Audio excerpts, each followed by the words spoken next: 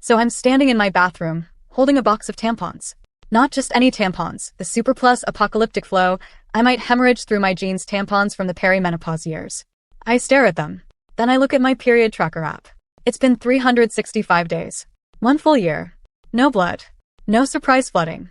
No waking up in a crime scene. I take a deep breath, raise the box above my head like a victory torch and whisper, I made it. I survived the chaos. Then I pause. Wait. Now what? I'm officially in menopause. Am I supposed to have a ceremony? Do I frame the last tampon? Do I tell my doctor? Do I throw a party where we burn maxi pads in a fire pit? My partner walks in and asks, what are you doing? I say, I'm in menopause. I'm free. Also, I have no idea what happens next. He slowly backs out. I look at the tampons again. They're not the enemy anymore. They're just relics of a war I won. Hello, my beautiful period-free phoenixes, and welcome to a brand new series. Is this menopause or am I finally free? I'm Sam, your health educator and comedy bestie, and I'm back. You survived perimenopause, the night sweats, the rage, the brain fog, the unpredictable bleeding, the Sahara situation, the joint creaks, the heart flutters. Am I dying? Google spirals at 3 a.m. You crossed the finish line, 1 full year without a period. That's the official medical definition of menopause. So now what? That's exactly what this series is about. Because menopause isn't the end.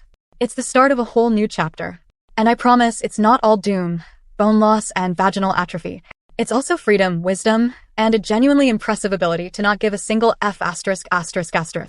Let's figure it out together. What's actually happening? So, what does it mean biologically to be in menopause? Short answer, your ovaries have officially retired. They are no longer releasing eggs, and they've dramatically reduced production of estrogen and progesterone. The hormonal rollercoaster of perimenopause, those chaotic spikes and crashes, is over. You're now in a state of stable, low hormones. The squirrel who hijacked your thermostat, your memory, your rage, your sleep, your libido, and your joints, he's gone. He packed up his tiny briefcase and left the building. He's sipping a margarita on a beach somewhere, and frankly, good riddance. But his absence doesn't mean the building is empty. You're now under new management. The new manager is a calm, wise, slightly underfunded sloth who's in charge of your bones, your heart, your brain, your pelvic floor, and your skin. This sloth is lovely, but she's operating on a reduced budget. Without estrogen's protective effects, your body requires more proactive maintenance. Bone density can decline faster. Cardiovascular risk can rise. Vaginal tissues need intentional care. Collagen production slows. But here's the empowering part. You now have a stable hormonal landscape. No more random surges and crashes. You can actually work with this body in a predictable way. Menopause is not a disease. It's a low-estrogen operating system. And you just need to learn the new settings. Is this normal? Checklist. Let's sort typical post-menopause experience from call your doctor now. Normal. No periods. At all. Ever again.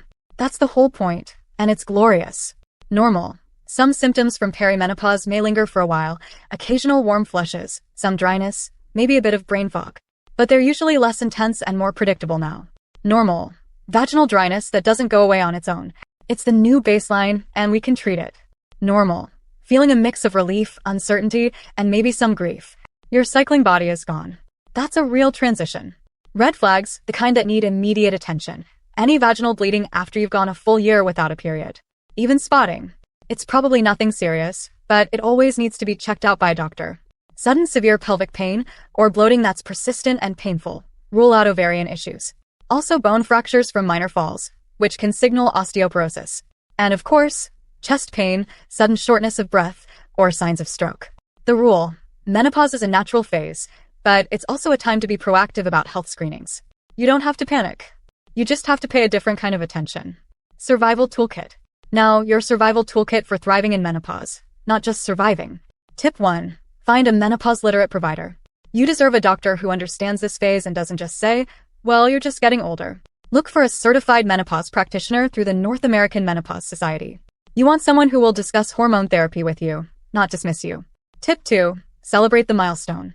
Honestly, do something to mark this transition. Have a menopause moon retreat. Burn a maxi pad in a ceremonial fire pit. Write a goodbye letter to your ovaries. Frame your last period tracker screenshot. Rituals matter. This is a rite of passage, and our culture ignores it. You don't have to. Tip 3. Prioritize the big 3. Bones, heart, and brain. Start strength training if you haven't already. Walk daily.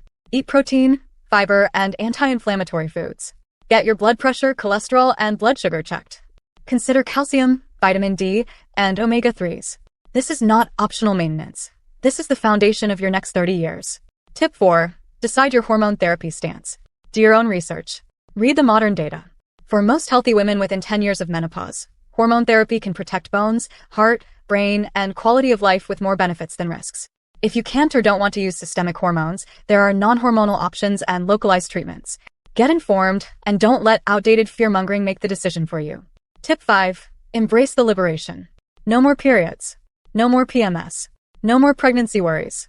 No more hormonal mood swings. You can wear white pants every day if you want. You can plan a vacation without a cycle calendar. You've earned this freedom. Lean in. So you're officially in menopause, and you're not dying. You're not disappearing. You're not irrelevant. You're just entering your second act with a body that's done with the reproductive chaos and ready for the next adventure. Next episode, Bone Health. Don't become a crumbly cookie, where we talk about why your skeleton needs a new PR strategy and how to keep your bones strong enough to chase grandchildren, carry groceries, and defy aging stereotypes.